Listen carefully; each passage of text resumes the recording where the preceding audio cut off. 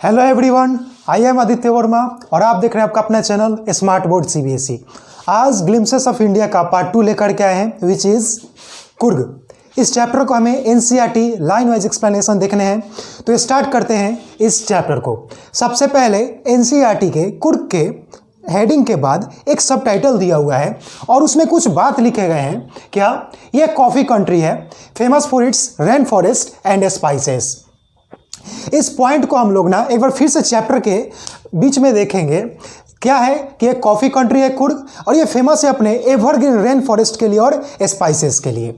यहाँ पे ऐसा बोला जा रहा है कि इसका लोकेशन कहाँ है, तो इसकी लोकेशन जो है मैसूर और मैंगलोर के बीच में है। इसकी लोकेशन जो है मैसूर और मैंगलोर के बीच में है और ऐसा बोला जाता है ना इस कुर्ग के बारे में कि एक पीस ऑफ हेवन है जो कि किंगडम ऑफ गॉड से टूट करके आ गया है। ऐसा बोला जा रहा है कुर्ग को कि ये भगवान के साम्राज्य का एक छोटा सा टुकड़ा है, एक छोटा सा स्वर्ग है कुर्ग। इसकी इंट्रो एकदम मूवी की तरह हो रही है। क्या लोकेशन बताया जा रहा है, एकदम स्पेसिफिक लोकेशन कहाँ पे है और फिर ये भी बताया जा रहा है कि हाँ ये एक पीस ऑफ हेवन है। मीन्स इतना बताने की कोशिश की जा रही है कि बहुत ही ब्यूटीफुल प्लेस है ये। तो इस लोकेशन को हमें याद रखने हैं कि जो इसका लोकेशन है वो क्या है, मैसूर और मैंगलोर के बीच में है। और ऐसा बोला जाता है इसके बारे में कि जस्ट ये क्या है, एक पीस ऑफ हेवन है जो कि टूट करके आया है भगवान के साम्राज्य से। और ये एक लैंड ऑफ रोलिंग हिल्स है। इस लाइन का मतलब क्या है कि ये लैंड ऑफ रोलिंग हिल्स है। बोल सकते इतना कि ये इसका जो स्लोप है ना बहुत ही जेंटल है, जेंटल स्लोप है, that is the rolling hills. और ये देखो इस पे रहने वाले लोग कैसे हैं, यहाँ पे रहने वाले लोग कैसे हैं, तो इतना बताया जा रहा है कि यहाँ के जो लोग हैं वो मार्शल मैन हैं और ब्यूटीफुल वीमेन हैं और यहाँ पे बहुत सारे वाइल्ड क्रिएचर्स हैं। अब बात आती है कि मार्शल मैन क्या होते हैं, हमेशा कैपेबल हो वर्क करने के लिए, उन्हें हम बोलते हैं मार्शल मैन। इसका तो मीनिंग भी दिया हुआ है हमारे एनसीईआरटी में, टेक्स्ट बुक में। मार्शल मैन का क्या, having capable to do war. तो ऐसे यहाँ के लोग हैं और ब्यूटीफुल वीमेन हैं और बहुत सारे वाइल्ड क्रिएचर यहाँ पे हैं। सीधी सी बात है, जब यहाँ पे रेन फॉरेस्ट है तो हम लोग वाइल्ड क्रिएचर्स अनुभव कर सकते हैं। अब एक बार और देखो इसके बारे में क्या बताया गया है कि स्मॉलेस्ट डिस्ट्रिक्ट है कर्नाटका का। यह क्या है, एक स्मॉलेस्ट डिस्ट्रिक्ट है कर्नाटका का और इसका एक और नाम है कोडागु, जो कि हमें याद रखने हैं। अगर पूछ दे कि कुर्ग का अनदर नाम क्या है तो हमें याद रखना है कि जो अनदर नाम है कुर्ग का वो है कोडागु। और इस नाम से भी ना हमें और मिलेगा पढ़ने के लिए, तो अभी देखते हैं कहानी में क्या मिलता है और इसके बारे में।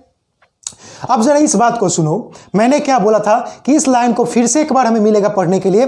देखो फिर से एक बार मिला पढ़ने के लिए क्या कि ये इस घर है एवरग्रीन रेन फॉरेस्ट का, स्पाइसेस का और कॉफ़ी प्लांटेशन का। ऐसा इसलिए कि यहाँ पे सबसे ज़्यादा कोई चीज़ पाए जाते हैं तो वो है स्पाइसेस और कॉफ़ी प्लांटेशंस। और साथ साथ में ये एवरग्रीन रेन फॉरेस्ट का एक तरह से समझो तो घर है। ये क्यों? क्योंकि ये पूरे डिस्ट्रिक्ट का 30% कवर करता है एवरग्रीन रेन फॉरेस्ट। ये पूरे डिस्ट्रिक्ट का 30% कवर करता है एवरग्रीन रेन फॉरेस्ट। इसलिए बोला जा रही है क्या कि होम है एवरग्रीन रेन फॉरेस्ट का, स्पाइसेस का और कॉफ़ी प्लांटेशंस का। अब जरा आगे देखते हैं। ऐसा बोला जा रहा है कि मॉनसून में कुछ है ऐसा होता है कि यहाँ पे कोई विजिटर्स नहीं आते हैं। यहाँ पे विजिटर्स को यहाँ से दूर जाने होते हैं मॉनसून के समय। ऐसा इसलिए क्योंकि यहाँ पे बहुत ज़्यादा बारिश होती है और बहुत सारे खतरे भी हो सकते हैं जो यहाँ पे विजिटर आएंगे। इसलिए क्या होता है कि मॉनसून के समय में विजिटर यहाँ पे नहीं आते हैं। तो आखिर फिर पूछा जा सकता है कि आखिर कब इंजॉय वाला सीज़न आता है, आखिर कब हम लोग वहाँ पर घूम सकते हैं। तो घूमने वाला जो मौसम है वो स्टार्ट होता है सितंबर एंड कंटिन्यू टिल मार्च। इस बात को तो हमें एकदम से याद रखने हैं कि कब ये घूमने वाला सीजन बन जाता है। तो इस बात को देखो मैंने क्या लिखा है कि ड्यूरिंग मानसून्स विजिटर जो है यहाँ से दूर रहते हैं। और असली शुरुआत कब होती है एंजॉय की, तो असली शुरुआत होती है सितंबर से मार्च तक।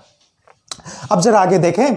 अब ऐसा देखो क्या होता है कि उस समय जब लिटिल बारिश होती है, बहुत कम बारिश, हल्की हल्की शावर होती है, तो वो बहुत ही अच्छा सीजन होता है घूमने के लिए। और एक और बात इतना कह सकते हैं ना कि पूरे वातावरण में ना कॉफ़ी की महक, कॉफ़ी की फ्रेग्रेंस पूरा मह हो जाती है। इसलिए यहाँ पे क्या लिख रहा है, एयर फिल्ड विथ इनविगोरेटिंग कॉफ़ी।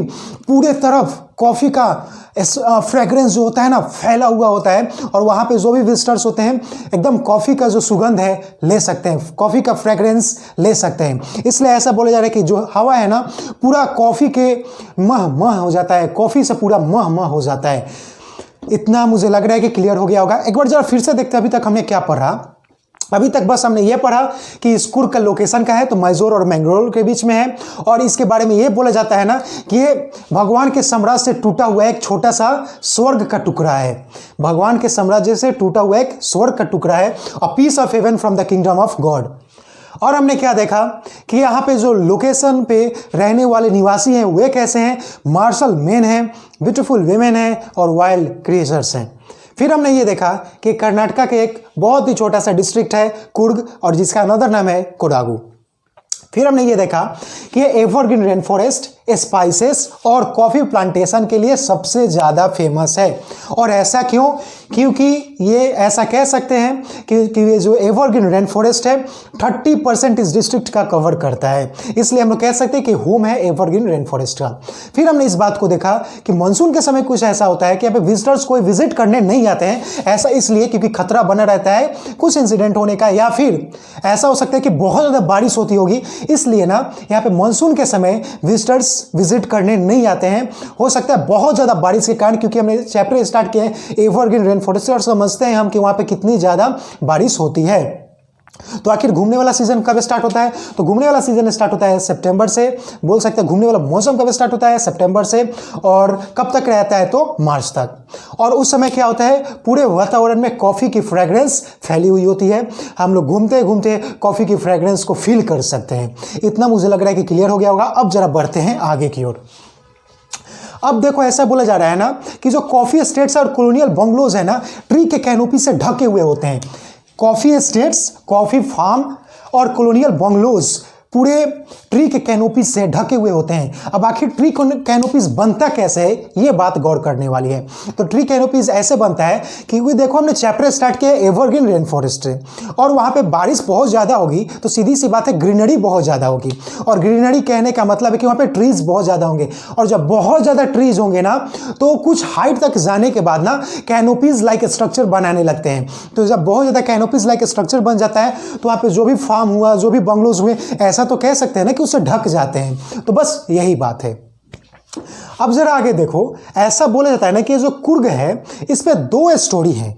ऐसा मतलब कैसे कह सकते हैं वहाँ के लोग कैसे हैं, तो ऐसा बोला जा रहा है कि वहाँ के या तो ग्रीक एसेंट के हैं या फिर वो अराबिक एसेंट के हैं। तो इससे दो थियरी दी हुई है, और ये हमें याद रखने, क्योंकि यहाँ से क्वेश्चन आने की जो संभावना होती है ना बहुत ज़्यादा होती है। पूछ देता है कि आप बताइए कैसे ये अराबिक एसेंट के थे, कैसे ग्रीक एसेंट के थे। तो जरा दोनों पॉइंट को ना मैंने क्या किया एनसीईआरटी से एकदम से थोड़े थोड़े शॉर्ट करके मैंने इसको लिखा हुआ है। जरा इसको एक बार समझते हैं कि आखिर ग्रीक एसेंट कैसे है और अराबिक एसेंट कैसे है। देखते हैं जरा। बोला जा रहा है ऐसा कि as Alexander army settled here, जैसे ही अब अलेक्जेंडर आर्मी साउथ की ओर से मूव करके यहाँ पे आई तो यहाँ पे सेटल हो गई। क्यों? क्योंकि रिटर्न होना इम्पॉसिबल था, रिटर्न होना पॉसिबल नहीं था, तो यहाँ पे रुक गई और यहाँ के लोकल लोगों से उन्होंने शादी कर लिया। और बहुत सारे कल्चर जो उनके थे ग्रीक वाले के ना ये लोग अपनाने लगे। ऐसा बोला जा रहा है कि उनके बहुत सारे मार्शल ट्रेडिशंस, मैरिज और रिलीजियस राइट्स एकदम से अलग हैं हमारे हिंदू मेन स्ट्रीम से। तो इस तरह से हम लोग कह सकते हैं कि ये लोग जो थे ना ग्रीक के हैं। ऐसा कह सकते हैं हम लोग कि ये लोग जो हैं ग्रीक के हैं। बट फिर एक और स्टोरी इसे बताती है, एक और स्टोरी से सपोर्ट करती है, क्या? The story of Arab. ऐसा बोला जा रहा है कि जो स्टोरी है ना अरब का इस बात को सपोर्ट करती है कि ये जो लोग हैं ना लॉन्ग ब्लैक कोट पहनते हैं with an embroidered waist belt. और ये जो कपड़ा है ना, ये जो ट्रेडिशनल कपड़ा है ये काफ़ी सिमिलर है जो कि अरब के लोग पहनते हैं और कुर्द के लोग पहनते हैं कुफिया। तो कुफिया क्वाइट सिमिलर टू कुपिया। तो बात आती है क्या, ये आखिर ये कुपिया कौन पहनते हैं और ये कुफिया कौन पहनते हैं? तो जो कुपिया ये कुर्द वाले पहनते हैं और ये जो कुफिया है ये अराबिक और कुर्द वाले पहनते हैं। तो इतना कह सकते हैं क्या कि ये जब दोनों स्टोरी इससे सपोर्ट कर रही है तो हाँ ये ग्रीक एसेंट के हैं और अराबिक एसेंट के हैं। ये दो स्टोरी बता रहे हैं जो कि हमें याद रखना है। मैं कोशिश करूंगा कि यहाँ पे जो एनसीईआरटी वाले एक फिगर दिया हुआ है उसको मैं यहाँ पे लगाऊंगा स्क्रीन पे, उसको देखेंगे ज़रूर और देखेंगे क्या कि कैसे वो कोई लॉन्ग और ब्लैक कोट है with an embroidered waist belt, जिसको हम लोग बोलते हैं कुफिया, और इसे पहनते कौन है? कुदावूज। और बात आई यहाँ पे कि कुदावूज क्यों बोल रहा है, ये कुदावूज कौन है? तो जरा इसको याद करते हैं। हमने अभी क्या देखा था कि कुर्ग को ही हम लोग कोदागु बोलते हैं, और कोदागु के लोग को हम लोग क्या बोलते हैं? कोदावूज। और ये जो कपड़े पहनते हैं उसे हम लोग क्या बोलते हैं? कुफिया। और ये जो keffiyeh quite resembles with keffiyeh. और ये कुफिया कौन पहनते हैं? जो कि अरब के लोग हैं और कुर्द के हैं। तो मुझे लग रहा है कि ये स्लाइड पूरी अच्छे से क्लियर हुआ होगा, और मैं कोशिश करूंगा यहाँ पे डायग्राम दिखाने के लिए, फिगर दिखाने के लिए, तो जरूर से देखेंगे। और अब हम लोग बढ़ते हैं नेक्स्ट स्लाइड में। चाहे तो इसका स्क्रीनशॉट ले सकते हैं, एनसीईआरटी के एकदम line to line capture point हैं। अब हम लोग जरा कुर्गी लोगों के ब्रेवरी को देखते हैं। तो ऐसा बोला जा रहा है कि जो कुर्गी है ना, इनके परंपरा से चल रहा है इनकी हॉस्पिटैलिटी, और इनके कहानियां तो इतने हैं, इनके बेटों की, इनके फादर्स की बहुत कहानियां हैं। यहाँ पे एक बात बोला गया है क्या, इनकी ट्रेडिशन है हॉस्पिटैलिटी की। तो ये हॉस्पिटैलिटी क्या होती है? मेहमान नवाजी। इनकी परंपरा है मेहमान नवाजी की, और इनके तो बेटों की, इनके फादर्स की बहुत सारी कहानियां हैं जो कि हमें सुनने हैं। और इस चैप्टर में हालांकि वो नहीं दिया गया है, बस इतना बताया गया है क्या कि बहुत सारे कहानी हैं इनसे रिलेटेड, और इनका परंपरा है हॉस्पिटैलिटी का। अब जरा हम लोग आगे देखते हैं कि इनकी ब्रेवरी को कैसे बताया जा रहा है, कैसे हमारे जो राइटर हैं इनके ब्रेवरी को बता रहे हैं। अभी तक इतना पढ़ के तुम्हें नहीं लगा कि टूरिस्ट गाइड की तरह एक चैप्टर है? मतलब हमें स्टेप वाइज जो हमारे नरेटर हैं बता रहे हैं कि यहाँ पे ये लोकेशन है, फिर ये है, फिर ये है, फिर यहाँ पे ये घूमने जाना है। ऐसा नहीं लग रहा है कि एकदम स्टेप वाइज हमें यहाँ पे घुमाया जा रहा है एक टूरिस्ट गाइड की तरह। और यहाँ पे जो टूरिस्ट गाइड है हमारे नरेटर है, ऐसा लग रहा है ना अभी तक का चैप्टर पढ़ के। अभी तो जो लास्ट वाले स्लाइड आएंगे ना, उस पे एकदम से मालूम चलेगा कि हाँ, ये पूरा से पूरा हमें जो नरेटर है ना घुमा रहे हैं कुर्ग में।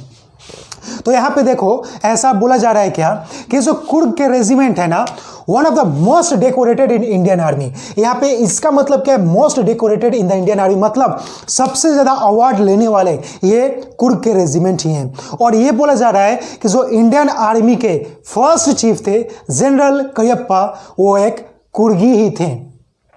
अब जरा आगे देखें, जो कोदावूज हैं are the only people in India permitted to carry fire arms without a license. Kodavas ही हैं जिनको बिना किसी लाइसेंस के फायर आर्म्स रखने की परमिशन मिली हुई है। ये कोदावूज ही हैं जिनको बिना किसी लाइसेंस के फायर आर्म्स रखने की परमिशन मिली है। और ये बोला जा रहा है कि जो कुर्गी रेजिमेंट है one of the most decorated in the Indian army. और यहाँ पे मोस्ट डेकोरेटेड का मतलब है कि सबसे ज़्यादा अवार्ड लेने वाले। और यहाँ के जो फर्स्ट चीफ हैं इंडियन आर्मी के, हम लोग जानते हैं कि हमारी इंडियन आर्मी के जो फर्स्ट चीफ है वो जनरल करियप्पा, और वो कहाँ के थे? वो एक कुर्गी ही थे। यहां तक क्लियर हुआ होगा। अब जरा हम लोग देखना है क्या, रिवर कावेरी के बारे में और यहां से एसोसिएटेड वाइल्ड लाइफ के बारे में, जो कि बहुत ही जरूरी है। और यहां से समझो ना कि एक एक पॉइंट को क्लियर रखोगे तो यहां से क्वेश्चन आने की संभावना होती है। तो जरा इसको देखें, रिवर कावेरी और वहां पे वाइल्ड लाइफ कैसे हैं। तो ऐसा बोला जा रहा है कि जो रिवर कावेरी है ना, obtain it's water from the hills and forest of Coorg. ये कुर्ग के हिल से ही और इसी के जंगलों से निकलती है ये रिवर कावेरी। इसी के जंगलों से निकलती हुई पानी को ये ऑब्टेन करती है। कहाँ के? इसके हिल्स के और इसके जंगलों से पास करती है। अब जरा आगे देखें, इसके पानी में, इस नदी में एक बहुत ही फेमस मछली पाई जाती है, mahseer, large fresh water fish. इस बात को तो हमें एकदम से याद ही रखने हैं। अब जरा देखते हैं इसको कि जो किंग फिशर है die for catching the fish. हाँ, तो ये किंग फिशर यहाँ पे बर्ड है, और ये जो महासीर है एक बहुत ही फेमस फ्रेश वाटर में पाई जाने वाली मछली है महासीर, और इसको पकड़ने के लिए डाइव कौन करता है? Kingfishers. अब जरा आगे देखो, स्क्वेरल्स, लंगूर्स, ये क्या करते हैं ना, जो फ्रूट्स खाते हैं उसको आधे अधूरे खाते हैं, उसमें कुछ बाकी रह जाता है ना, तो उसको क्या करते हैं ना, वहीं पे पेड़ के कैनोपी पे आराम से बैठे हैं, पेड़ पर बैठे हैं और उसके फल को खा लिए थोड़े बहुत, और उसको ना ऐसे नदी में फेंकते हैं, उसको पानी में ऐसे फेंकते हैं। जानते हो क्यों? बस उनको एंजॉय करना होता है, स्प्लैश एंड रिपल इफेक्ट। अब बात ये है क्या कि स्प्लैश और रिपल इफेक्ट क्या होता है। तो स्प्लैश जैसे कि जब पानी में कोई कंकड़ हम लोग फेंकेंगे ना, तो वहाँ से जो पानी ऊपर छलकेगा, that is the splash movement. और ये जो रिपल हम लोग इफेक्ट बहुत पहले से जान रहे हैं कि जैसे अगर पानी में ड्रॉप करेंगे तो वहाँ पे रिपल्सन इफेक्ट होगा। बस यही इफेक्ट को फील करने के लिए ये जो स्क्वायरल्स हैं और लंगूर्स हैं, हम लोग जानते हैं बहुत ज़्यादा शरारती होते हैं, तो ये लोग क्या करते हैं, फल आधे अधूरे खाएं, पार्शियली खाएं फल को और उसको ड्रॉप करते हैं for enjoying splash and ripple effect. आगे बढ़ते हैं। और वही बोला जा रहा है ऐसा कि जो एलिफेंट्स है ना, ये इंजॉय करते हैं being bathed and scrubbed in the river by their mouths. और इनको क्या है ना, एलिफेंट्स को कि ये नदी में नहाना पसंद करते हैं, इनके माउथ इन्हें स्क्रब करके नहाते हैं और ये इसको पसंद करते हैं। ज़रा देखते हैं फिर से, रिवर कावेरी यहाँ से पास करती है और महासीर मछली इसमें पाई जाती है और किंग फिशर डाइव करता है इसको कैच करने के लिए। स्क्वायरल्स और लंगूर्स क्या करते हैं, फल आधे अधूरे खाते हैं, उसको ड्रॉप करते हैं पानी में, क्यों, क्योंकि उन्हें इंजॉय करना होता है स्प्लैश एंड रिपल इफेक्ट को। फिर हमने आगे देखा क्या कि एलिफेंट जो है उस नदी में नहाना पसंद करती है, इनके माउथ इन्हें नहलाते हैं और ये पसंद करते हैं। अब जरा आगे देखते हैं कि टूरिज्म कैसे है। अभी तक तो ऐसा लग रहा था कि हाँ एकदम से टूरिस्ट गाइड है, अब एकदम से देख लो है कैसे। ऐसा बोल रहे हैं कि जो एकदम से इंसान बोर हो गया होगा ना, वो एक बार बस कुर्ग में चला जाए, वो अब सब कुछ भूल जाएगा, जो भी उसमें लो एनर्जी थी एकदम हाईली एनर्जेटिक हो जाए। कैसे, क्योंकि वहाँ पे हम लोग इंजॉय कर सकते हैं river rafting, canoeing, rappelling, rock climbing and mountain biking. अब ऐसे ऐसे चीज़ें हैं तो सीधी सी बात है आदमी तो हाईली एनर्जेटिक हो ही जाने हैं। फिर ये देखो बोल रहा है numerous walking trails in this region. Trackers के लिए ना बहुत सारे वॉकिंग ट्रेल्स यहाँ पे बनाए गए हैं जो कि बहुत आकर्षक है, बहुत अट्रैक्ट करता है ट्रैकर्स को। यहाँ पे बर्ड्स, बीज एंड बटरफ्लाइज हमारे साथ साथ में हमको सपोर्ट करेंगे, हमें कंपनी देंगे। अगर हम लोग वहाँ पे मूव करेंगे, अगर हम लोग वहाँ पे घूमेंगे तो हमारे आसपास में बहुत सारे चिड़िए, बीज और बटरफ्लाइज हमारे साथ साथ मूव करेंगे। आगे पढ़ें। Macaques, Malabar squirrels, langurs and slender lories keep a watchful eye from the tree canopy। एकदम ट्री कैनोपी पर बैठ करके ये जो मकक्स हैं, malabar squirrels हैं, langurs हैं और slender lories हैं, ये क्या करते हैं ना, देखते रहते हैं, चारों तरफ से एकदम से नज़र रखा करते हैं। बस हमें याद रखने पॉइंट को। अब लेकिन नैरेटर ये भी बोल रहे हैं कि मैं तो प्रेफर करता हूँ ना कि जब वाइल्ड एलिफेंट्स आए तो इनको आप साइड दे दीजिए। नैरेटर बोलते हैं कि मैं तो यही प्रेफर करता हूँ कि जब वाइल्ड एलिफेंट्स आए ना तो आप थोड़ा सा वहाँ से हट जाइए, इन्हें आप साइड दे दीजिए। अगर आप चाहें तो इस स्क्रीन का स्क्रीनशॉट ले लें, फिर हम लोग बस एक लास्ट स्लाइड पे पहुँचेंगे और ये चैप्टर एकदम अच्छे से हम लोग कंप्लीट कर लेंगे। चाहे तो स्क्रीनशॉट ले सकते हैं। अब जरा आगे की ओर बढ़ते हैं और बस ये चैप्टर यहाँ पे एंड हो जाने हैं। देखते हैं जरा वही टूरिज्म इन कुर्ग वाले पॉइंट में आगे कंटिन्यू करते हैं। ऐसा बोला जा रहा है कि अगर हम वहाँ से ना ब्रह्मगिरी हिल्स पे चले जाते हैं तो हमें वहाँ से पूरे कुर्ग का पैनोरामिक व्यू मिलेगा। वहाँ से पूरा वाइड एंगल पे लार्ज एरिया हमें दिखाई देगा।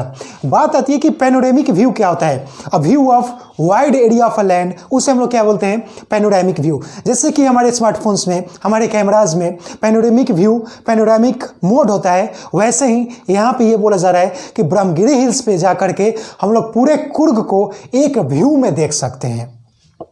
फिर उसके आगे इस बात को बोला जा रहा है कि वहाँ पे जाने के बाद हमें एक बोनस भी ये मिलता है, और बोनस कुछ ऐसा होता है कि वहाँ से थोड़े दूर चल करके रोप ब्रिज से चल करके हम लोग पहुँचते हैं एक 64 एकड़ के आइलैंड पे, निसर्ग धाम पे। हम लोग कहाँ पहुँचते हैं, निसर्ग धाम पे पहुँचते हैं। और वहाँ पे जो है ना इंडिया का लार्जेस्ट तिब्बतन सेटलमेंट है बुद्धिस्ट मॉन्क का। कहाँ पे, नियर बाई बाइलाक्यू पे। हो सकता है इसका थोड़ा सा प्रोनाउंसिएशन डिफरेंट हो, इसको हम लोग ऐसे पढ़ सकते हैं कि बाइलाक्यू पे में इंडिया का लार्जेस्ट तिब्बतन सेटलमेंट है और ये निसर्ग धाम के नियर बाई है। यहाँ पे हमें ना मॉन्क्स दिखेंगे रेड में, अकड़ में और येलो रोब्स में। और ये जो चैप्टर है ना यहाँ पे पूरे तरीके से कंप्लीट होता है। मिलेंगे नेक्स्ट लेक्चर में, अगले दिन ही नेक्स्ट लेक्चर अपलोड होगा। तो बस हमारे चैनल के साथ बने रहें, और जिन्होंने सब्सक्राइब नहीं किया सब्सक्राइब ज़रूर करें, क्योंकि व्यू आ रहे हैं बट सब्सक्राइब नहीं हो रहे, थोड़े से डीमोटिवेट फील होता है। बस लेक्चर को देखें और साथ साथ में रिवीजन को करते रहें, क्योंकि अब बोर्ड आ रही है तो रिवीजन मस्ट है। मिलेंगे फिर से नेक्स्ट लेक्चर में। Thank you. और चैप्टर को पढ़े एक बार फिर से, एनसीईआरटी को रीड आउट कर लें और ये चैप्टर आपका पूरे तरह से क्लियर हो जाने हैं। फिर से मिलते हैं नेक्स्ट लेक्चर में। Very very thank you.